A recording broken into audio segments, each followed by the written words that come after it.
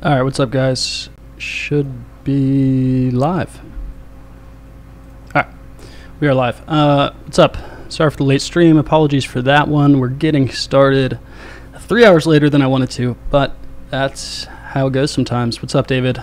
Back in the group first. Hopefully that's a bullish indicator. You've been flipping back and forth. What's up, Luke? Jorge? Glad it worked out later. What's going on, Jace? Matt C, K-Mall, D. Callahan, WG. What do your letters mean? Jorge, good question. All right, guys, what I want to cover, obviously Bitcoin at the top of this range that we were able to crack and still haven't been able to pass and close above 7,800. Really still no 4-hour close kind of right there at that resistance, still not above 7,800. So that's really the key or major resistance that everyone's been watching. Let me take out these random moving averages that everyone's been watching, and it's the exact same range we've been in now for pretty much 7 days straight or a whole week. So talk about that a little bit. Past that, the Altwatch and updates for any of those trades, most notably the trade yesterday, which was ETH, and someone had a good question whether or not it was too late to take this. I'll at least give my thoughts. Obviously, it's going to be more based on risk-reward rather than what I think is going to happen. Because if I look at what's going to happen when something's mid-range, it's just typically not really a game I want to play. And anyways, I'll talk about that one, trade management with that one. And then also the two other shorts that the bot was already kicking out. One, the Ripple short, I'm not really sure it was supposed to do that yet. And I kind of tweaked that. I think it was running on a 4-hour instead of on the daily. So maybe the XRP short, but that's one of those kinks. Like I said, the bot is clearly in testing phase. So I'm going to have to work out. And then the EOS short, they're both in profits, but it's really just slight profits right now. So I want to talk about that one. What's going on in NB?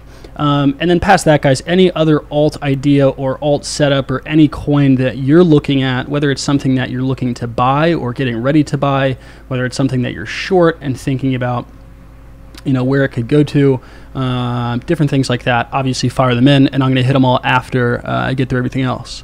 The reason we're late, if you care to know, or if any of you guys are Mercury Protocol holders, GMT holders, really interesting situation that has kind of escalated. I didn't think it would kind of come out like this. I feel like Bill Ackman. I actually feel kind of bad. I never really want to kind of hurt a project or down talk a project or FUD a project, but I have some friends and colleagues that invested a fair amount of money into the Mercury Protocol token sale, or ICO, back in October, and the team, let's just say, has done some less than transparent things, and so far they haven't got a response from anyone. So we'll see if maybe I can change that. So just trying to help out some friends. And it's a little bit unfortunate to see that stuff like that can still happen in the ICO space. Hopefully they make it right. But it's just really one of those risks. For anyone curious, I'll break it down later in the group, but it's just one of those risks with investing in ICOs, guys. I mean, it's one of those reasons why, you know, even if a project like Midas comes along that I like, or Orgo that I really like, and different projects, you know, I've had tremendous success investing in ICOs, and really only one or two have lost money, US dollar money. But it's still one of, if not definitely the riskiest investment you can make in this space, which is already risky. I want that to be clear to everyone, because this case kind of really illustrates that. So you're really at the mercy of the team. You have absolutely no recourse. Usually you sign a document that says you have no recourse, and you know, the most I can do is kind of tweet at them and tell them that a bunch of people are upset. So hopefully it gets resolved, but enough of that. Bitcoin is what we'll cover first, and what the chart that almost everyone, I imagine, has been watching all day. The interesting thing is we're sitting right at this kind of key resistance, and whether or not I make this yellow line 7,700 or whether I bump it up to kind of 7,800, the interesting thing is that we've really hung at the resistance almost all day, and no clear rejection from it. We had one sell that was bought right back into. I'll go in some smaller time frames so we can look at that. One you know, kind of massive sell. It looks really small now looking back, but that happened pretty quick, and I was bought right into. It's a little bit unique in that you typically don't see kind of price hang at such a key resistance. If you think about 6,800, you know, right when we got up there for the last test, we broke through, and even on the previous attempts, you know, you'd ping it with a wick, and you know, some of those breakout traders or FOMO traders or anyone trying to lever up that 100x long on a breakout probably got hurt. So usually at kind of these decision points, usually you'll have some pretty violent price action. It's a bit unique that really we've hung out at this level almost all day and really traded, you know, within $10 or $15 sometimes of that resistance almost for an hour straight. So a bit unique that we're hanging right there. I continue to think that we do pass through it just because it's really our fourth attempt at this supply level. The market's signaling that there's going to be a positive sign from the ETF. I know Zero Hedge passed along an article. I don't have it in the group. Maybe someone else put it in there. Let's see here. I'm not sure. I don't think anyone put it in there. So it's interesting that, you know, the market's definitely signaling, or there's at least hope or anticipation that the ETF's going to get cleared. I think that's the only reason that would kind of fundamentally be causing this. Momentum is clearly up, volume is clearly up, and we haven't been able to break through it, but we are chewing into that supply. I do think we crack this resistance. Regardless, right at this resistance, I'm not really open or wanting to open along. If, you know, just thinking about things from the simplest, highest level, if every single day I can avoid buying at resistances or selling at supports, at least you're going to kind of knock out the worst decision. So, you know, either holding or selling at resistance are really your only two options, and the exact same thing at support, either holding or buying. So longing right here, I kind of don't like. If anything, and I was long, which I'm kind of thinking about is maybe hedging some of that long, but I also don't really, I don't know. I'm more into just kind of holding right here. I do think we move through this. I'm just a little bit surprised that we haven't yet. Anyways, the map on what I'm expecting if we do break out hasn't changed too much. Check out last video if you want to see why I picked those levels or kind of what I'm looking for there. But it's curious we haven't broken through. I'll be interested to see where we are in 24 hours. So that's all I got in the Bitcoin front. If I was looking to move, and I know Sugar Spa asked a good question yesterday, really the first level that my bids got hit, and it's just a small order that I would even kind of consider moving in, was kind of this mid-range level. If I break this range that we've been trading in from 7,200 up to 7,700, really into, let's break it into two halves. Right, so, you know, if I made this support or kind of the bottom of the range way fatter, that was support, and then up here has obviously been resistance so far. I would say this line right here has kind of been the divider in this week's range. And you can see every single time price moved up into that, we were sold into. And then as this level flips, it became kind of that brief support, drop back down, and when we move through, kind of a pretty aggressive move through. So if I was to move in at all, kind of the first level that I'd be looking for, and I don't think this level is too attractive at all, but I think it's really the first level I would set bids at, because I know there's people that are antsy to get into along. We'll kind of be in the 7,400, 7,500 range. Okay, nice, D. Callahan out of that Zero Hedge article. If anyone's curious about the ETF news, it's in here. Someone was talking about it being fairly certain. Just take that with a grain of salt. That is from Zero Hedge. Anyways, that's kind of the first level I'd be looking to move in. I think the ideal level that I have some September future bids at is down here in the 72, 73. Obviously, for the September future, it's probably going to be slightly higher, but the premium has actually been in check. So that's a level I continue to think is attractive. Obviously, a little bit below, I think 7,100 is very attractive, but that's what I'm looking for with Bitcoin. I don't really want to long right here at 7,700 at resistance. All right, that's kind of my outlook. Nothing changes there, nothing new. Past that, well, first off, does anyone have any questions of Bitcoin? I think everyone's kind of on the same page. Really kind of across the space, I see almost everyone as being, I would even say, hyper bullish. This level is a clear decision point, as was 6,800, right? This is the last level that we touched back in June before kind of that major sell-off of almost $1,000. It was of $1,000. So this level is clearly significant, both historically and right now. So that's kind of why there's so many eyes on it. My thoughts on what happens to the rest of the space if we break this, and kind of the reason it's going to lead into the ETH trade and the other alts that I'm looking at, and really my view on all alts, is just given how the market's moving and where liquidity is flowing to and where money is flowing to, if Bitcoin does break this, now that the decoupling has pretty much started, if you want to know what I mean by that, alts and Bitcoin obviously aren't moving in the same direction anymore. I think everyone is aware of that. If you want to see what that looks like really quick, I have a chart.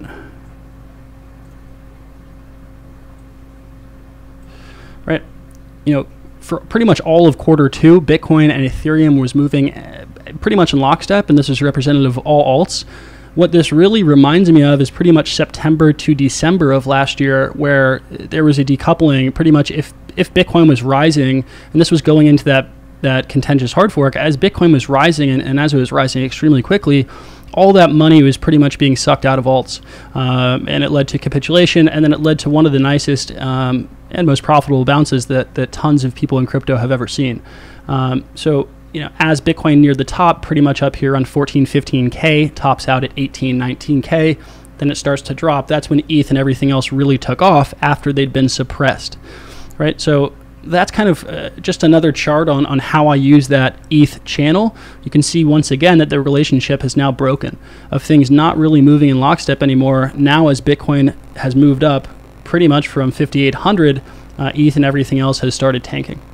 Right, so I continue to think that's probably going to be true if Bitcoin does break 68, not for any real technical reason, more for narrative and also kind of just intuition. That's what seemed to last. And when these trends do start, as they did in September and as they did in Q2 of this year, whether it's March or February, they've tended to last a few months. So I'm not sure if it's going to last a few months. Maybe ETH hits the bottom of this channel. We're obviously going to have to play it day by day, and that's why we do the stream every single day. And things can change on a dime, as everyone knows. But they have tended to last. I don't think it's going to be something that lasts a week. And if I'm proven wrong, then I'm proven wrong. But that's kind of what I'm anticipating, is if there is another violent move, I think money kind of continues to get sucked out of ETH and alts, as they're really just not reacting kindly or attractively. How do you think alts would react if we do get a stronger Bitcoin rejection here? Quite honestly, WG, I imagine they get halted, right? If you kind of look at how we traded during this 66, 6,800 break, it seems like, and it's not entirely Bitcoin dependent. It obviously is. It's probably plays a crucial role. You know, Bitcoin's liquidity for the entire system. It's the gauge for the entire system.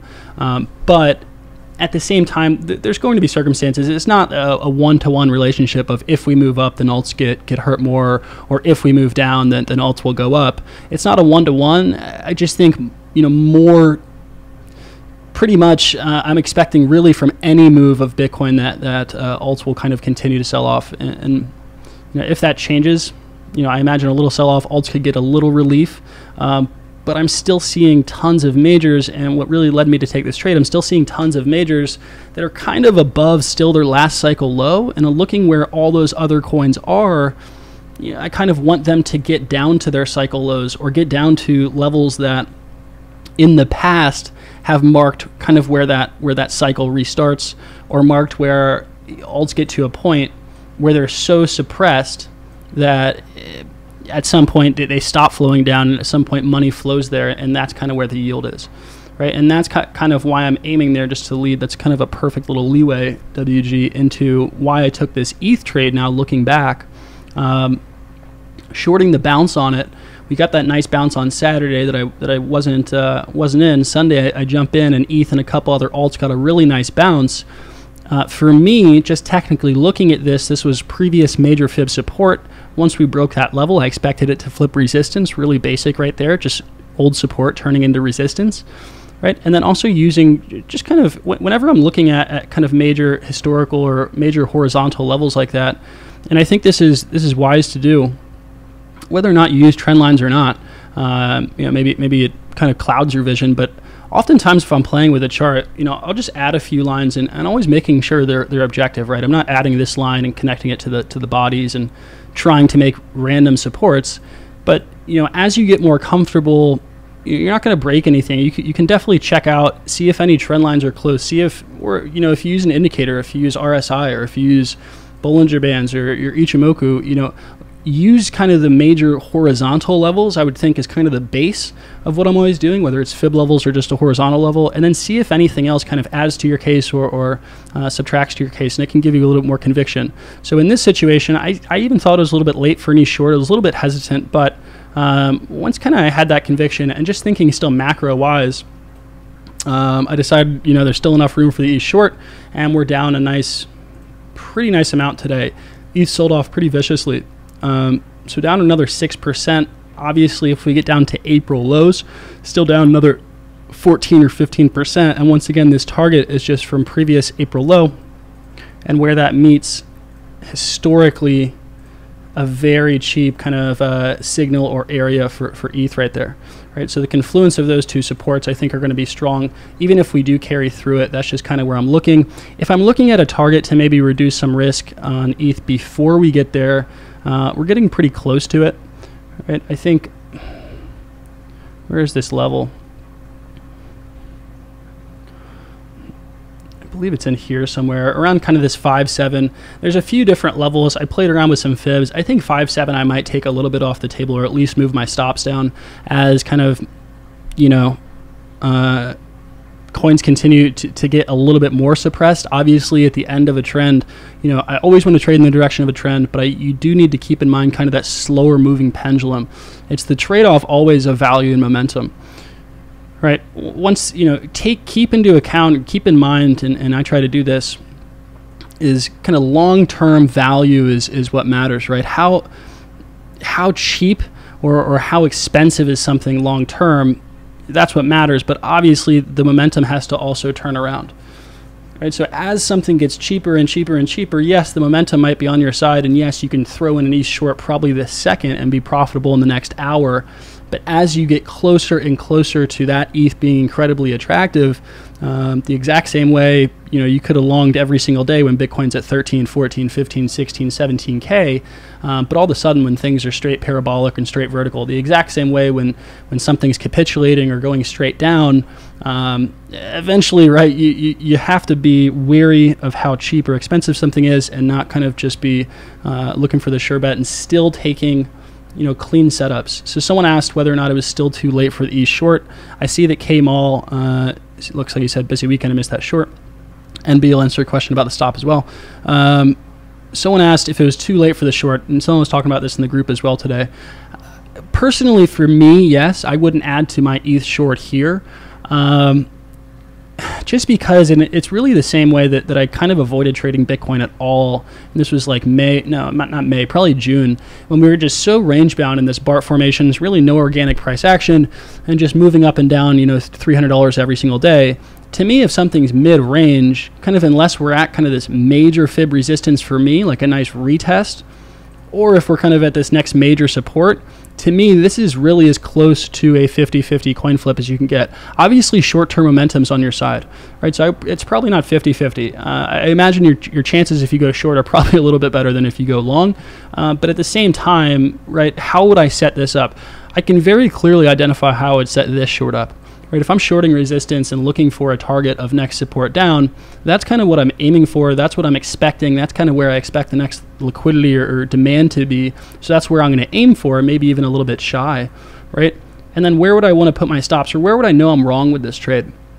I would know I'm wrong if we moved back up on this bounce. If we moved up on this bounce, come to check this resistance, and it just doesn't check, and we move right through. I would know I'm wrong there. I would know that we bounced, and I would know this resistance isn't holding, and there's probably been a trend reversal. So for me, I can identify that, and by looking at that, I can kind of identify where I'm wrong, where I think the next liquidity or demand is. That gives me my risk reward for this setup.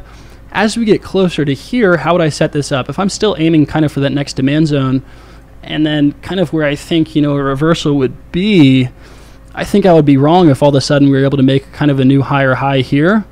And that gets a little bit scary. Just kind of how even, you can see how even kind of my risk and reward are. And it's not some arbitrary number. It's not some 2-to-1 that I'm creating off the top of my head. It's simply looking at how I would set that up, where I expect kind of, what's the path of least resistance. And B, to answer your question, my stops when I originally took the trade are around up here. Right, I'm not sure. I don't have BitMEX actually open, but it's above this high, and the numbers are obviously a little bit different on BitMEX, but it's above this high. I might start moving this one, the Ripple and the EOS, all kind of into profits if we continue moving down tonight, and definitely probably tomorrow. Right, so they're still above the recent high. Right, I wanted to give it room, and it's still moving really nicely in the right direction. And Kamal, if you missed that short, I don't think it's the end of the day, right? I miss a million trades, and I'm here. I miss a trade every single day. I miss a trade every single week, and sometimes you catch the one trade that doesn't go your way. We used to talk about this at our desk all the time. The market isn't going anywhere. We're going to find setups, man. I would way rather miss a trade than jump into something that just doesn't make sense. So trust me, I'll miss a million. I'll miss a million more, and so will you. I just think there's probably going to be tons of opportunity still for us. Building on MB1, you're not moving your stops down yet. No, I'm not moving my stops down yet. I may take partial profits tonight, depending on if we can get a little bit closer to 5.7. But for right now, I'm content with this, moving slow, letting the setup play out. I'm a little frustrated I didn't let a few more of these setups play out like Litecoin, so kind of trying to learn from that mistake and also not overreact. So that's that one. Building off the stream from yesterday, and I want to be really clear, the bot is still in testing phase. I did a video yesterday explaining it. It's just kind of something that I've always spent a lot of time kind of researching, working on, reading about. Was automated strategies. It's not something too complex. I went over the strategy yesterday, right? I was optimizing the data on a different data set, which is very similar to how these alts have been trading, and I like it. I like it enough to test it and to post it on Twitter, and I'm trading it live with really small amounts. So for XRP and EOS, it did give some short signals. Me personally, I think those are a little bit late, and technically I don't like them, right? But I'm just going to kind of let the bot do its thing. It signaled for EOS around 105,000 sats, and it signaled for Ripple, I'm not quite sure, around here, around 58.38. So we'll see if these go our way. Looking at technically, I'm not sure if I like this, right? Very, very oversold on the daily. Same thing with EOS, but I'm going to kind of let the bot do its thing. I like the results with the historical data, and I kind of don't want to get in the way of that. Just wanted to say, though, I wouldn't be following this blindly, and even me, as I kind of am taking some of these, but I also understand the logic behind the bot, I am going to be using stops with these. This isn't something that just because something's an automated strategy or it has nice results in the past does not mean you should blindly follow it, right? Trends will always shift, and if all of a sudden we shift to a ranging market, I imagine the strategy won't do too well.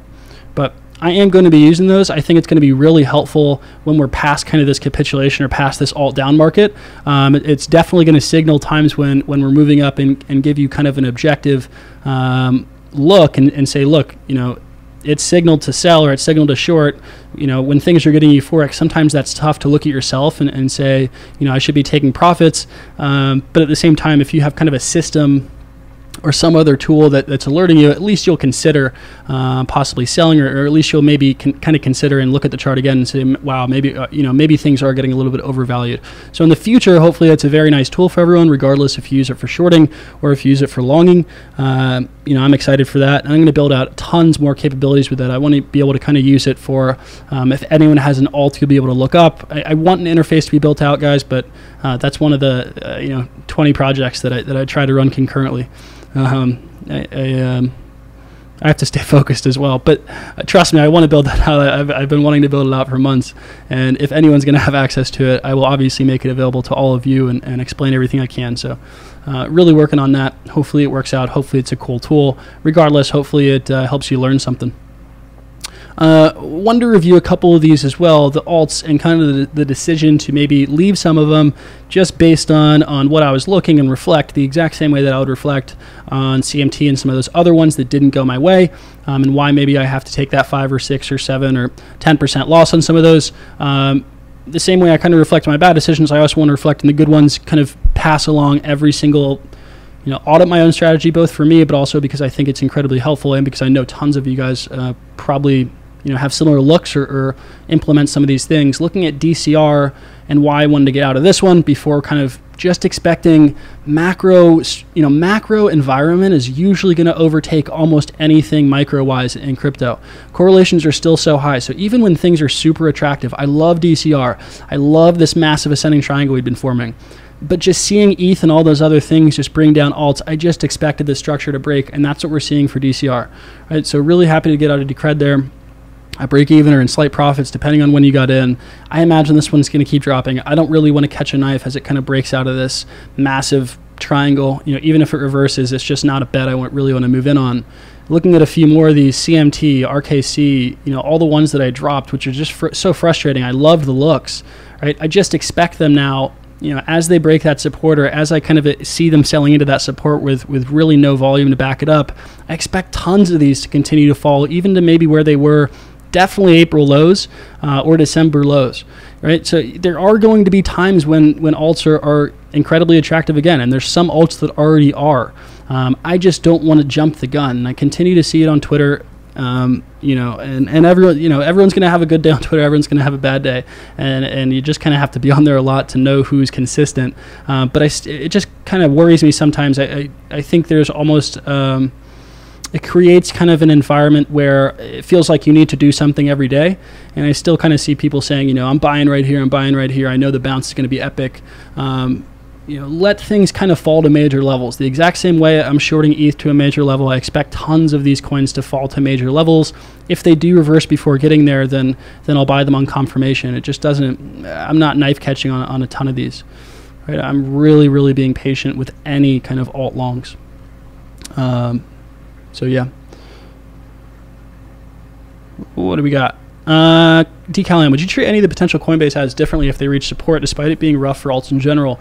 Looking at ZRX and ETC, yeah, I had a really long call about this morning, and that's something I'm battling with in my head right now and trying to figure out. ETC is one in particular. Right, so if we look, that was a level kind of before this massacre of alts that I was considering buying. ETH is or ETC is gonna be at a pretty attractive level soon. I think Cardano is gonna be at a pretty attractive level soon. Right, if it can kind of get back down to the same level that we bounced twice previously in July. Tons of these, the Coinbase ads are really interesting, right? That, when the market turns around, that is clear cut, probably the most bullish sign and the most bullish long-term thing a coin can have, because quite bluntly, it means that they're not going to die if they're on Coinbase, and it's the easiest place for money to flow into. So yes, I do want to be in those. At the same time, it's, this is so strange. We're still seeing them sell off pretty severely, and I still don't want to rush in. If you are a slower mover, if you look at a lot of these as more of kind of long-term plays, if that's more of your strategy, right? Don't follow me just because I said it, right? Never do that. If you're one of those people that just likes to add in and you don't care if it's another 10% down, and you can, you're mentally aware that you might see more short-term pain, I think tons of the Coinbase ads and even some of the large caps like WAN and other ones are at nice prices. But I imagine kind of more short-term pain, so I'm personally still waiting. I might treat them a little bit different, DCalM, but I just don't think we're there yet. I want to, a big gauge for me time-wise and timing-wise is once ETH and Ripple and Litecoin and everyone else, CMT, once everything kind of settles at April lows, right? We still have coins that are above it. We still have people that are posting every single day saying they bought it. I remember November last year, and I also remember even here, really coming from January, I remember people are starting to say alts are dead, right? But people are still kind of confident enough to say, look, I'm buying here. After a while, it's almost the same thing with Bitcoin going down. It gets to a point where really no one even posts anymore. No one even has the confidence to buy. No one literally thinks they'll go up, and kind of you have either that climax of selling. There's not always capitulation, but I'm still kind of looking for a couple sentiment things that I haven't seen yet. I think value-wise, I still think tons of these are above, April lows or their last cycle lows. I know I say that so much, but it's a really nice guide. Whether or not it works every single time, it's an incredible guide to look at how things have been priced last cycle lows or back here in December or whatever it is. And if we still have coins above that, I'm not too excited about trying to be the one early in or catch the knife. So that's my thoughts there. I think so, Decon. I think I could treat them differently, but not yet. All right, ETH and tons of these, right? Oversold in the daily. That's a great sign. They're cheap, right? Especially if we're looking historical. But right now, the momentum is right in your face. And so I'd even be okay if this thing bounced 5, 10, 15%. Once it clears this resistance again, okay. You know what I mean? That's fine with me. So overall, still pretty macro bearish on alts.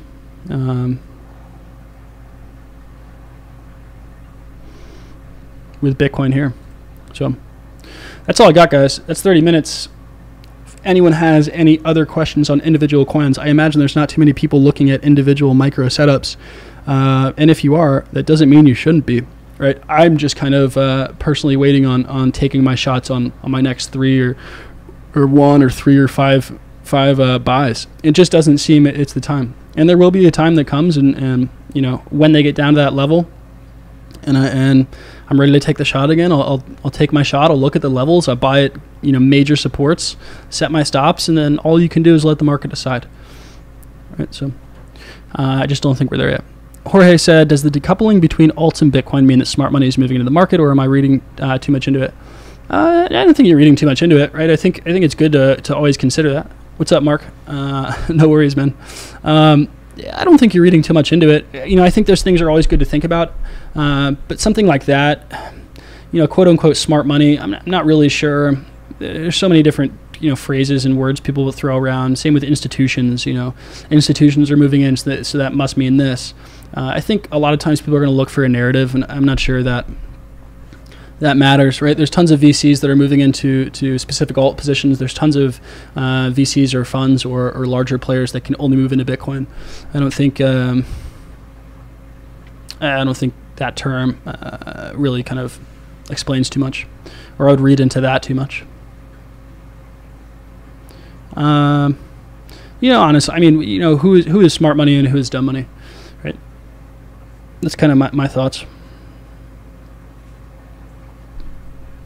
But no, not a bad thought at all, right? I try to think about stuff like that all the time. Just not sure I could actually draw a connection.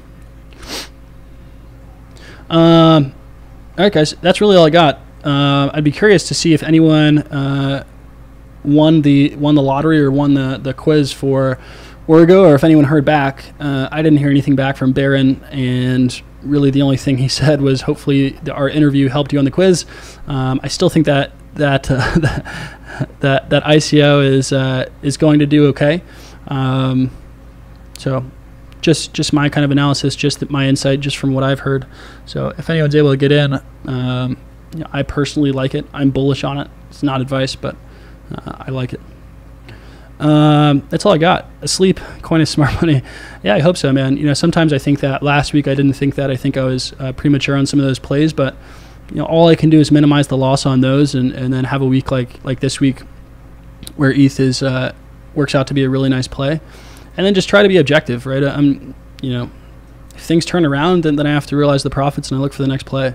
I've always said this, and the people that have been with me for a while understand it. There's going to be so many opportunities, regardless if you're me or if you're yourself or whatever it is. If you have a week or a month even, or a few days where it seems like no trade's going your way, your portfolio's down, it's never going to recover, I'm telling you, you can make the best decisions today. Just make smart decisions today, and honestly, things will work out. The gains will come. This is crypto. We are still so early. Just absolutely bizarre things still happen. Focus on managing your risks today. Focus on not being irrational today, and 1 week out, if you can make a gain that week, or at least limit your losses that week, next week out, focus on maybe hitting your 1 or 2 trades. Time and time again, just having that process, and focusing on this macro stuff and hitting this with you guys every single day. I've liked our results, even if May and early June was a little bit tough. What do we got? Mark said, any idea our rep is dumping? Honestly, Mark, that's going to be a really interesting case to follow. The reason that I think it's dumping, and a lot of people thought this was a really nice pump, right? And kind of that, some insiders or this was, fundamentals finally catching on. They launched the first DApp. It's being used. Everyone's buying. Now I'm not really sure that's the case, right? This could have been someone. I really don't know what that is. I imagine it's dumping because, people are kind of realizing that it might get shut down, right? If you look at the Silk Road or you look at, other apps, there have been kill switches coded in. All of a sudden there's, a couple of the founders are based in the US. It's centralized in that sense. There are kind of people or a foundation. I'm not sure how centralized it is or what that test is. But there's assassination markets and terrorist markets and stuff that's illegal in the US being put on Augur And apparently they have it solved, right? Apparently the oracles can decide that that's not ethical or illegal and it won't get paid out, but it's all of a sudden causing some serious concerns. Yeah, assassination as in people killing, and putting bets on that. And also bets on other stuff. So it's kind of a classic going back to Silk Road of, how decentralized is that system? What kind of really kind of testing the questions of, how much freedom should be allowed? What is ultimate freedom? What is ultimate censorship? And whether or not that's right or wrong. So we'll see if Augur can survive that. It's an interesting case. I'm kind of staying away from reps still. But I imagine that's what's causing all the volatility. So, little word to everyone in here. I know that there's probably not anyone in here that would do that. But from my reading today, if you do participate in any of those markets or create markets like that, I actually believe that is illegal. So, word to the wise for anyone that I honestly can say 99, almost 100% sure that no one in here is doing it.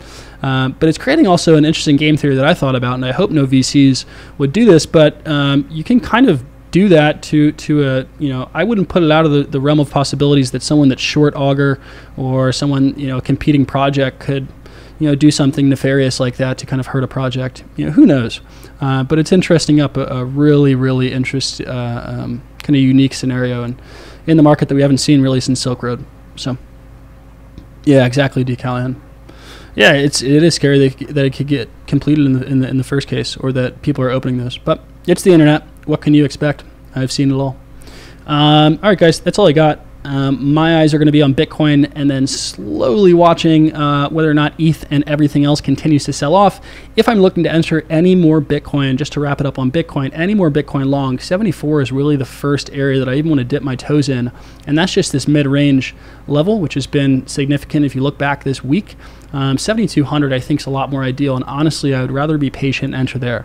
That's what I'm looking at. I just know there are a couple people that were eager, and I want to at least kind of show that I probably don't want to be entering here, and why even waiting a few $100, how that's kind of a more immediate support. So that's what I'm looking at for Bitcoin. I do think we break through, we continue to chew through. If not, maybe we hang out in this range a little bit more, but I like it. That's all I got. I am signing off. I'm going to go eat some dinner, get a workout in, have a good evening, and a good day tomorrow. If you're listening to this on, I had to look at the calendar. If you're listening to this on Tuesday, have a good Tuesday. I'll see you guys tomorrow.